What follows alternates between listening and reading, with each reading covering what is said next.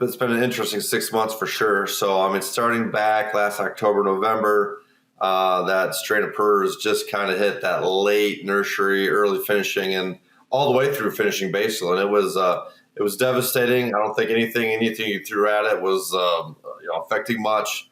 Guys, we were just talking to my guys and said, just basically get down to basics, do your chores, feed, air, water, walk your pens, do a thorough job. And that just down to the basics, make sure things were fine.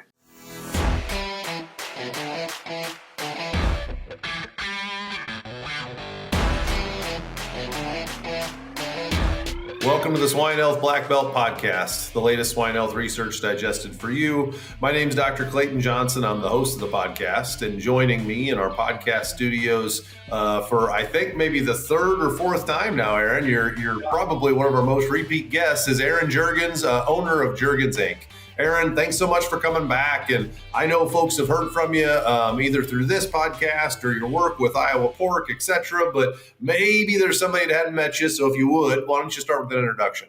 Yeah, Aaron Juergens, here in Western Iowa, longtime producer, president of Iowa Pork this year. So really involved in the industry, and glad to be back and talk about some biosecurity and health issues going on. So. Well, there are certainly health issues and biosecurity things to talk about. The talk at World Pork Expo this year was generally happy with the economics of pig production, but man, there's been a lot of disease floating around. And Aaron, you always bring a lot of good practical feedback to the podcast about what are producers doing with biosecurity, with cleaning, with just trying to keep the pigs healthy. So talk to us a little bit about what's been going on in your neck of the woods. Are you seeing some more disease? And if so, how do you see the industry collectively responding to that pressure? Yeah, it's been an interesting 6 months for sure. So, starting back last October, November, that strain of PRRS just kind of hit that late nursery, early finishing, and all the way through finishing basal. And it was devastating. I don't think anything you threw at it was affecting much. Guys, we were just talking to my guys and said, just basically get down to basics, do your chores, feed, air, water, walk your pens, do a thorough job. And that just down to the basics, make sure things were fine. It got to be frustrating at times when you're putting 110% into the project, and it just seemed like no matter what everybody did, it just was the same results. And it was a very not fun situation with the new PRRS. But I think we're rolling into the warmer months here, and I haven't heard of a lot of new breaks. I think it's still underlying issue. But just hoping that we can get this thing calmed down and look forward to a better fall than last year. So. Well, and we're going to cycle through those PRRS challenge pigs, in finishing. If you got a good group of pigs, well, they aren't going to last for forever, right? You're going to turn them over. And same thing if you got a tough group of pigs. And so a lot of folks rely on you and your business to help them with the cleanup. You guys do some custom washing and disinfect.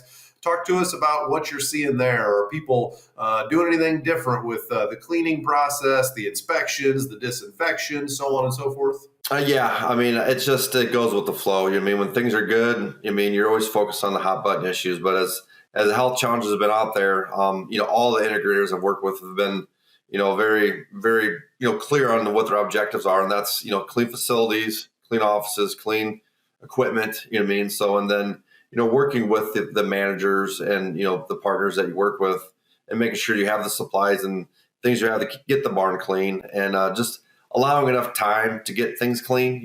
Just being honest with your expectations and any challenges you have to make sure things do get clean from your boots to the clothing to the concrete to any maintenance coming in, just making sure that you have, proper protocols in place to make sure everything gets washed properly. And, the good thing is, which I've always liked, is, wash inspections, working with integrators and other folks, going through and make sure, we're doing 100% of what we need to be doing, which is always helpful because, when that barn's wet, you get done washing, a speck of concrete that maybe looks like a piece of slat patch from 10 years ago might be actually a piece of carbon material, disease infested, that needs to be cleaned up. So always very helpful whenever we can work together. And, we always want the barn clean. That's how we get business, is making sure things are clean and the whole process is clean.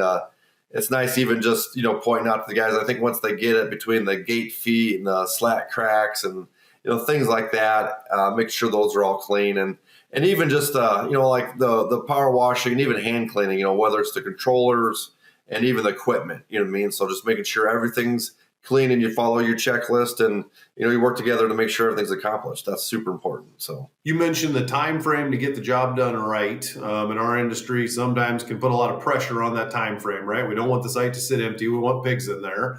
What do you tell people as a time budget, for lack of a better term? If I call you up, Aaron, and I got a 2,400 or a 48 wean to finish, what do you tell me is the number of days you need to do that good job? Yeah, space utilization is important. Those sitting empty barns, the producer doesn't want it because they want manure, and the integrator doesn't want it because they're paying for space that's not used. So, I mean, typically, the way the process works the best is, let's just say, today is Wednesday. We're emptying a barn today. The best way is to, what I always try to do is the day before, the day of, make sure all your misters work, all your soakers worked. The best thing is to have it work right the first time. So if you have anything gunked up, not working, the gunged up filters with rust, just make sure everything's ready to go. Put your soaker on a timer, a good 20 minutes on, hour off, or whatever timing works for your barns, because sometimes you have some pressure issues or whatnot. Just get things good and soaked. And then typically the next day we can come in, or a lot of guys want to run it, just, the timer on a cycle, maybe even a day after. So get started, Thursday afternoon or no later than Friday morning. And one guy can typically wash about 1,200 spaces a day with a decent sized machine, so on a 2,400, if you have enough water, which would take a 20 gallon a minute pump, you should be able to get with two guys, 2,500 done in a day. So, or one guy 2 days on 1,200, you know what I mean? So, and that's on a wean to finish barn, with mats and everything, you know what I mean? So that's typically what it takes. So at least I would say 3 days on a 2,500, you know what I mean? If you want to soak everything properly and get things washed, and that's not including any maintenance or anything at the end. Aaron, what about inspections? If a producer wants to do an inspection, what's the best way to schedule that so that you end up doing the inspection when you still got the guys and the equipment there to follow up with anything that's needed? Definitely, and that's what's really important. Is I always communicate with the grower, the integrator, and we'll say, hey, we'll be there Friday. If you can meet us there at 3:00, you know what I mean, and then have an assistant or a manager just go through and make sure we get all the boxes checked to make sure we didn't miss anything. Or sometimes, usually, what I do is I'll split the crew up the next day, meet the manager the next day there at 8 a.m. or whenever their day starts. He can do his touch-ups and get done that day, and then that way we're all on the same page. Just with health challenges and biosecurity listings, you only can go to so many sites a day. So they might whether that site's, it might be PD positive, they might need to be there at the end of the day, or maybe they want to be there on a Friday afternoon. You're just got to make sure you're following all your rules. But just communication is key with anything. Just let them know when you're going to be there, how long it's going to take, and when they can follow up, and then make sure the job's done when you leave the farm. So. Yeah, and for somebody like myself as a veterinarian who might be asked to do those inspections, I got to be open to the fact that some of that might happen on the weekend, some of it might happen on a holiday. It's the reality of our business. We generally aren't going to say, well, it's going to take 3 days to wash it, so if I start Friday, take Saturday and Sunday off, and then work Monday, Tuesday. We don't do it that way. So I may need to trade some hours, so to say, right? I may need to have to work a little bit on Saturday or Sunday, because at the end of the day, the last thing I want to do is I show up on Monday after they're all done and I throw a fit and say, oh, this is dirty. We can't put pigs in here, right? Change everything, but the equipment's not there anymore. The people aren't there anymore. And we're not in a good position at that point to follow up on the findings of the inspection. Yeah, and like I said, most of the time, in most of the way I've worked with integrators, they give you, let's just say 72 hours, you know what I mean? So that doesn't just include the weekends, you know what I mean? So it just, they understand this business is like chores are done 7 days a week, washing and any cleaning, there's no expectation. So getting things done on the weekends, typically for me, is not a problem. We know the business, everybody's bought in. But, being ready Monday morning, you know what I mean? Especially when you got, your professional staff on the integrator side, typically that's Monday through Friday, but just working with the staff and making sure that that's your expectations are clear. And, like for me, if I got to pull somebody over to say, we got to do this wash it on Monday, we got pigs coming Tuesday, just making sure those expectations are clear so we can meet them. And that's never been a problem. Never missed a deadline yet. So Salmonella presents significant challenges to pig health and performance and poses food safety risks to humans. As the first and only vaccine offering live attenuated strains of both Salmonella cholerae and Typhimurium, Enterosol Salmonella TC from Boehringer Ingelheim protects pigs against both serotypes with a single oral dose. Talk to your Boehringer Ingelheim representative to learn more. Aaron, how about the transportation biosecurity side of things? You guys also do some loadouts and some of that sort of work.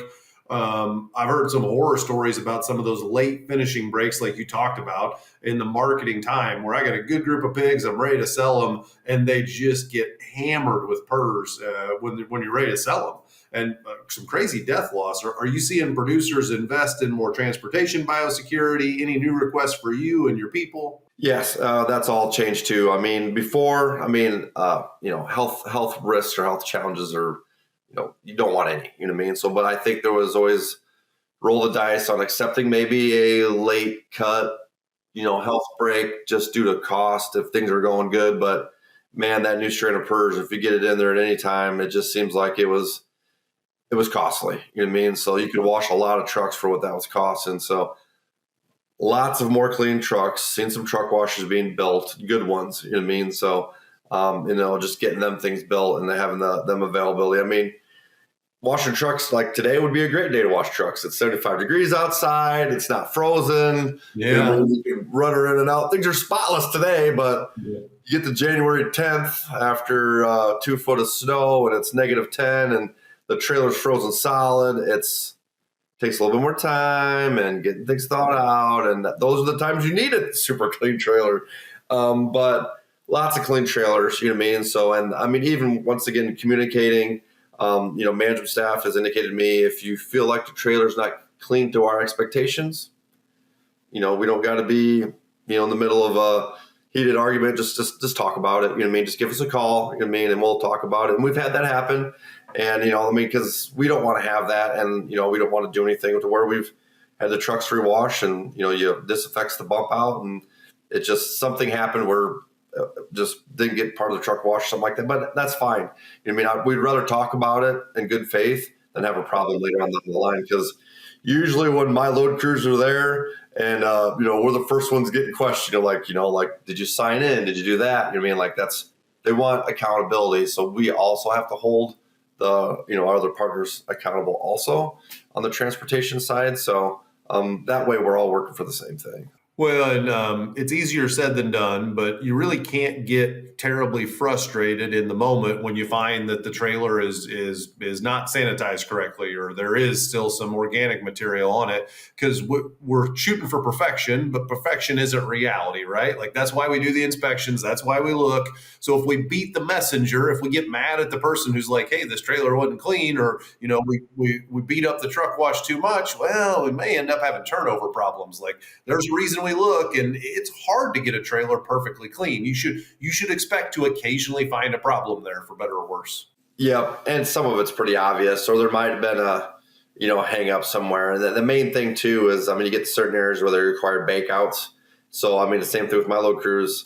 If there's a line at the baker, we're waiting. You know what I mean? So, but you got to communicate on that too. Like, what's your expectations for my wait time? And then you also got to make sure your schedule's fine. You know what I mean? If we're delayed 3 hours, that puts everything 3 hours. If you're working a 10-hour shift and your shift starts at 7, you don't do your first task till 10. Well, everybody down the line is going to have to reschedule, So it's communicating, and then just to make sure that, the bakers communicate with us, make sure things are getting baked and things are ready. And there's a bottleneck there because you can bake a trailer every hour basically. So, if there's any hang up, you're also hung up and you got to be patient too. And those processors always work pretty well too. You know what I mean? So, but once again, it's just about communicating expectations and making sure, when things do happen, that everybody's communicated on down the line. Like today, I had just a slight trucking issue. Yesterday we got some rain. There was actually somebody who got stuck, but just letting everybody know down the pipeline, like, hey, we're delayed or this and that, just so everybody's on the same page. And that's always helpful. I would rather call an hour ahead of time telling someone it would be 10 minutes late Then 5 minutes after load time, tell them I'm going to be 7 minutes late. So that's always worse. You know what I mean? So yeah, bad news doesn't get better with time. So it's good to share. No. So, and I mean, like I said, it's as long as you understand the time frame.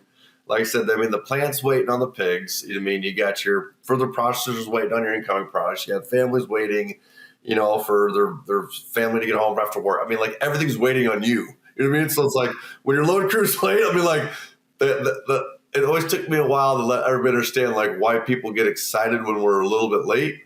But I'm like, you got to understand, like, there's literally thousands of people waiting on this product. You know what I mean? So it's just like, I mean, like, I know that's built in, but like, literally, there's lots of people waiting on you to make sure your job's done efficiently. You know what I mean? So like, just be part of the solution. You know what I mean? Like, just work through it and be on time. You know what I mean? So, and communicate challenges like I said, stuck semi on the mud road. Like, there's nothing we can't do about it, but we could communicate with other people. Like, hey, we either need to make additional plans, or get different crews, or do what you can. So. Aaron, great information, very practical as always. Really appreciate you coming back on the show and giving us an update on what you're seeing in the field for biosecurity. Yep, definitely. Thanks for everything. Yeah, whenever we get together, it's always good catching up. So same here. And Aaron, we only get to do this because of the audience. So thanks to the audience for joining us. Audience, if you haven't checked out our website, please go to swinehealthblackbelt.com and check that out. Like and subscribe to the podcast if you would. It just takes a second. It really helps to promote the podcast out to new listeners. For Aaron Juergens, I'm Clayton Johnson. It's been our pleasure to chat with you here today. We hope you have a great rest of your day. Thank you, sir.